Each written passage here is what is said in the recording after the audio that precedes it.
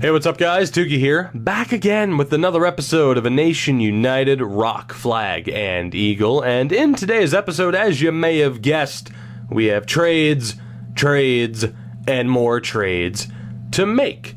The big decision that we left last episode on was whether or not to move Galchenyuk and Lee to make room for a new top line left winger who might be able to put up more points and gel that much better with Eichel and Besser. We also had the decision to make on what do we do with our defense in regards to Quinn Hughes and whether or not he is NHL ready.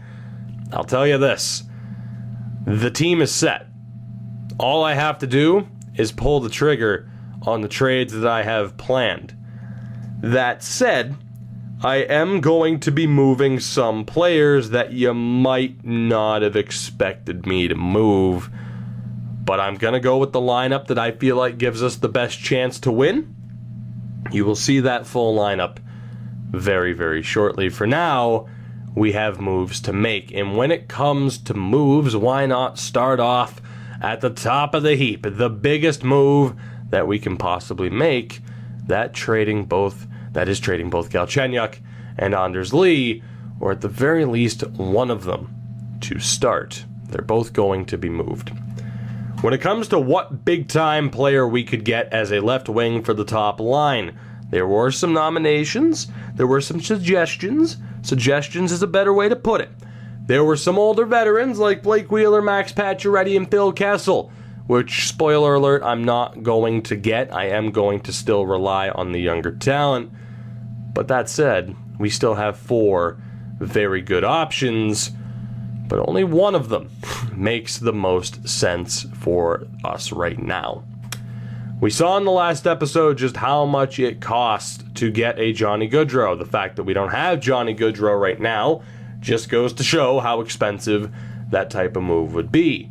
Which brings me to the first player that was recommended in the comment section of the last episode. That is Austin Matthews, 91 overall. I think you can tell where this is going based on that full trade value bar. As nice as it would be to get Matthews, who's coming off of a 66-point season. Again, remember, we're 3 years in, so the scoring starts there. As nice as that would be, it's not going to happen. He is far too expensive.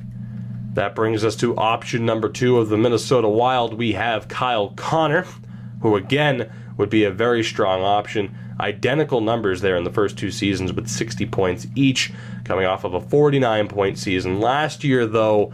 He's a decent option, but not the best option. Player number 3 you're well aware of, that would be Clayton Keller at a 90 overall. Here is the issue. Despite him having some great seasons, he's had no less than a 64-point season in the first 3 years. Despite that trade value bar not being full, he's still a bit too expensive to get without us moving one of our 2 goaltenders, and that is not something that I'm willing to do. And in terms of 2 goaltenders, I'm obviously referring to the prospects.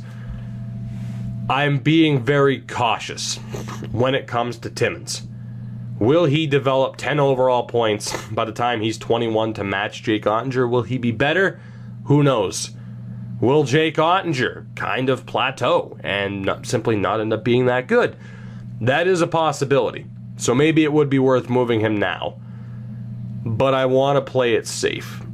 And if you've ever watched a series of mine where I've had almost free reign to do whatever I want, the Detroit series is a good example of that.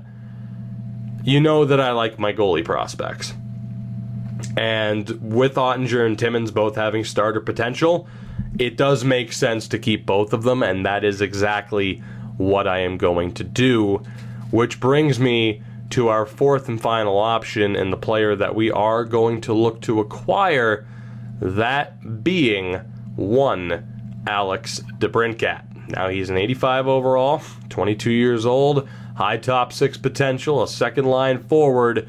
However, 74 points in year 1, 58 in year 2, 62 in year 3. He represents the best bang for our buck, the best player for the value, But a benefit to trading with Edmonton is also the option of picking up prospect Drew Rintoul. That is why I'm going to try and make a deal with Edmonton. Now, you might also be saying, well, can you swing their first round pick? As much as I would love to try, I don't think that's going to be possible. Again, because they don't want to trade either of these two players, so technically their value will be that much higher. And when it comes to the draft pick situation in the upcoming draft, there are some decent players from the States available. However, there aren't those truly elite players, at least that we know of. No guys projected inside the top 5 or the top 10. You do have Dingman, Sanderson, Gibson in goal, Yandel, and Scrimes all projected for the early first round. So there could be some decent players available. However, there is hardly a guarantee. So we will see as to whether or not I can somehow get Edmonton's first round pick as well. I would certainly love to. But for right now, the priority is DeBrincat and Rintoul, because again, with the amount of players I'm going to be trading out, particularly with the AHL, because we simply don't have space for them, or it doesn't make sense for them to play in the AHL, we need players to replace those guys that we're going to be moving. So this trade starts with Galchenyuk. They do not have the cap space for us to add Anders Lee to it as well. But again, it starts off with Galchenyuk. Next player that we will add in is shockingly going to be Kyler Yamamoto, someone I did not expect to be trading in this series, but he just doesn't fit what we're doing right now. There are players I have listed above him. That trade won't go through. I can only hope, though, that we won't have to add that much more. We will go over to defense, and we will be adding Louis Belpedio, which of course confirms that Quinn Hughes will be an NHLer this season. Is that enough for this trade to go through? And it is. Shockingly, I'd say. But I guess the fact that they want all 3 players probably helps offset the fact that they didn't want to trade the other 2. So the deal is done. Quentin Hughes, welcome to the NHL. I certainly hope that this works out. So again, Belpedio, Galchenyuk, and Kyler Yamamoto are off the team at this point in time. However, that is just trade number 1, as I am going to look to acquire some other prospects as we go to the Boston Bruins to target said prospect, or one of the prospects on that list, Gabriel Chorny. Now, I'm a little bit worried that he's a grinder, but again, we do need players for the NHL team this season. I don't exactly just want to do what we've done before in terms of signing veterans. I'm still going to try to focus on developing players, and that brings us to Logan Brown. Will that go through straight up? It will not, which isn't surprising, seeing as they don't want to trade him. I only hope I don't have to add that much more to the deal. So we go over to defensemen. We're going to look to move Jack Glover as well. They would have too many players, so never mind. We will try to rely on draft picks here. Above all else, is a 4th round pick enough? I mean, I don't know how much of a difference there is. Sweeten it just a touch. It's not too bad. We'll use our 7th round pick. Is that enough to get the job done? And for once, sweeten it just a touch actually means sweeten it just a touch. It's a 7th rounder as opposed to like 4 more 3rd round picks. So that's nice.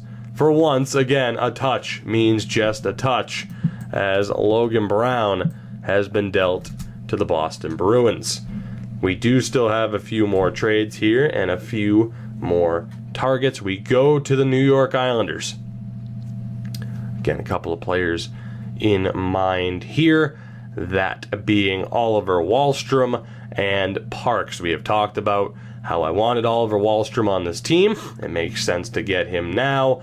And Rodney Parks, taken 39th overall, low elite, 61 overall at 18 years old. Both would be strong additions. And this could be where we move Anders Lee. We still have the ability to move him. Be kind of fun sending him back to the Islanders. The question is, how close are we in terms of value? If I had a Minnesota 2nd, how far away are we? Quite a bit, which makes sense. I know I got a little bit overzealous there. How about a third and a fifth, just to kind of test it? Because again, with them wanting Anders Lee, I have no idea how close we really are. Didn't mean to take out Parks there, of course. Let's go back. I am definitely on the wrong track here, but I always try to make sure that I win these trades, because you know the AI will take shortcuts and cheat you whenever they can. So I do enjoy doing the same. The trade won't go through straight up, to the surprise of absolutely nobody. But in terms of adding other players, can I add Glover to this deal? I can. Will that go through? Just a bit low. Let's hope it's actually still just a bit low. We do have one other defenseman I'd like to add to the deal. Can they afford to take on Daniel Brickley? They cannot.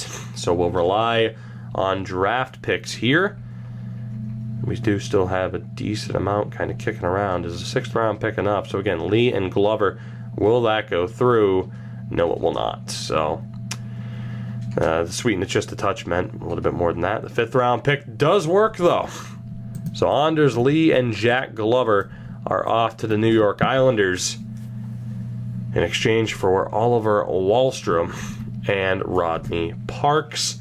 We have 3 players left that I would like to acquire, and 2 of them are on the Ottawa Senators, that being Joel Farabee and another prospect, Don Caldwell.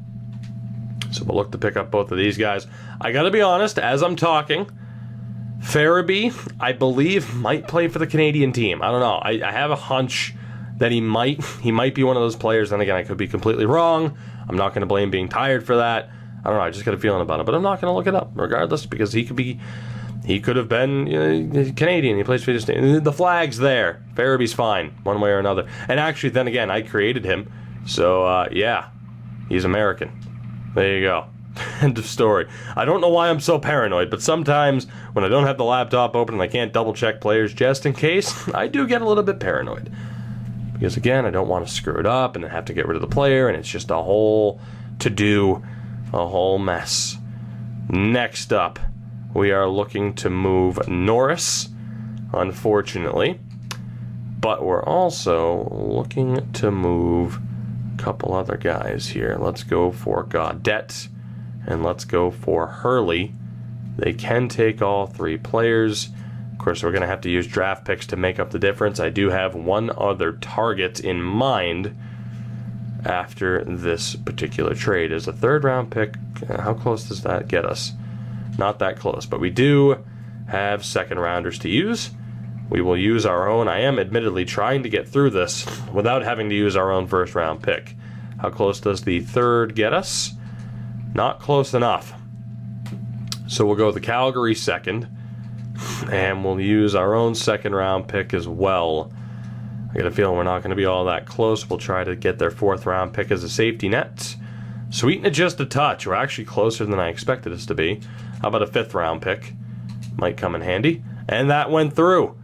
So there you go. The deal is done with the Senators. We acquire Farabee and Caldwell, as we'll go best lines here. And then again, once again for the Sens, we have sent them Josh Norris, Daniel Brickley, and actually no, we didn't send Daniel Brickley. We sent them the 3 forwards, Norris, Hurley, and Gaudette, which means the last 2 we have to move are Brian Bellows and Daniel Brickley. Those are the last 2 that we're going to be moving out. We're going to be doing that by hopefully trading them to Tampa Bay for a familiar player, that being Nolan Foote. I try to avoid using repeat players where I can, but unfortunately he's the only player right now that kind of fits the bill for what we're looking for in terms of someone taking up a spot in the AHL.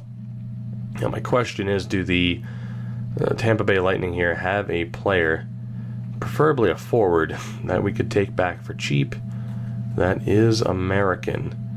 And the answer appears to be no. I mean, Benjamin Nakamura, it's not exactly ideal. Do you have anybody else that's a little bit more ideal? David Cotton? He has trade value, though. So Nakamura it is, just to take up a roster spot. I can't imagine that would go through straight up. It would not. So we will go ahead and use some of the extra draft picks. So let's use the low round picks first. The 6th rounder, not close. That's fine. We'll use the 5th rounder. just to gauge it, we're still a bit of a ways away. We'll tack on the third rounder. So as it stands, if this goes through, we only have our first round pick this year. And indeed, it went through. Shockingly, the third round pick is enough. We acquire Nolan Foote. All of the trades are done. This team is set. So allow me to show you the old master plan for what I have put into motion. So the team that we will be bringing into year 4 looks like this. And actually, this is nearly spot on. This is the forward core. Whether or not I want to use Alex DeBrincat on that side, I have to be honest, not sure if I do. It could make more sense to put Ryan Donato there, but we will start DeBrincat. We're not going to worry too much about handedness. But any combination of these 6 could work out quite well. I know DeBrincat isn't Clayton Keller, but we know he can put up points. So to start the season, it will be DeBrincat, Eichel, and Besser, Donato, Mittelstadt, and Milano on the second line, Jack Hughes, Ryan Poehling, and Jeremy Baracco, who might be the biggest question mark, especially when we had a Kyler Yamamoto. However, I am intrigued to see how he sims, and I was willing to take the risk on moving Kyler Yamamoto and others to do it. The puck skills, solid. Offensive awareness leaves a little bit to be desired. Physical and defensive category, almost non-existent. The shot isn't even that great, but it's the speed, the skating, the puck skills. All together, I want to see how Jeremy Baracco sims.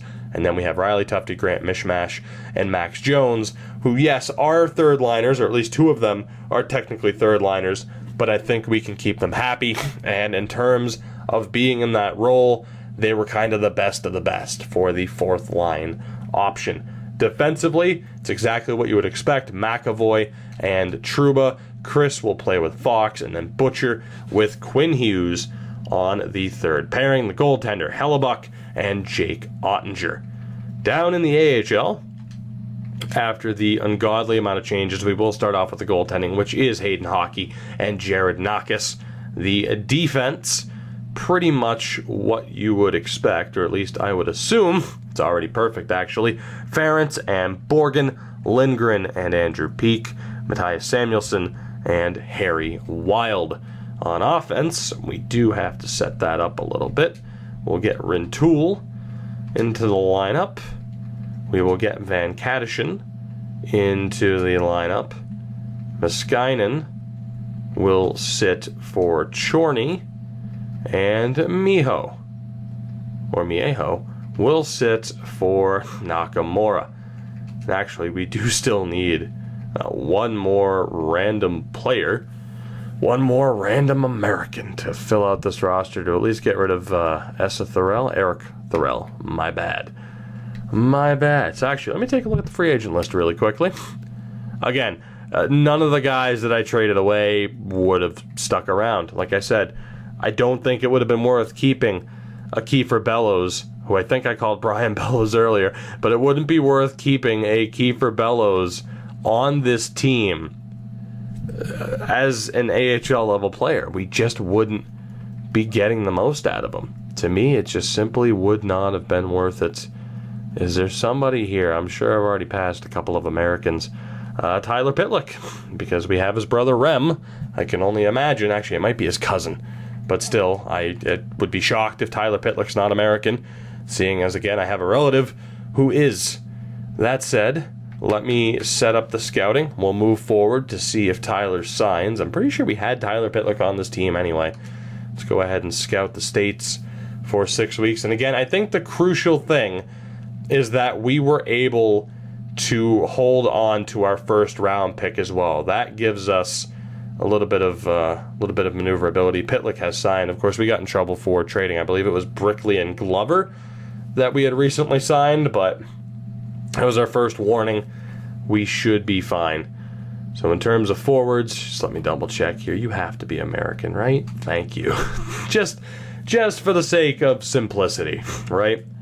So let's go ahead and we will put one Tyler Pitlick onto the team. And actually, I'm going to put him in for Nakamura. And that way we can put Nakamura on the wing. So there we go. And in terms of having this team set up, there's a couple of things I'd like to change, but nothing too crazy. Can Nakamura play center? He kind of can. As can Rantoul. And Kadishin has face-offs. I'm just making sure that there's no one who's like absolutely terrible at face-offs. But for the most part, we're good. The only thing that we need to change is we just need to make sure that the top players are in the best situation here.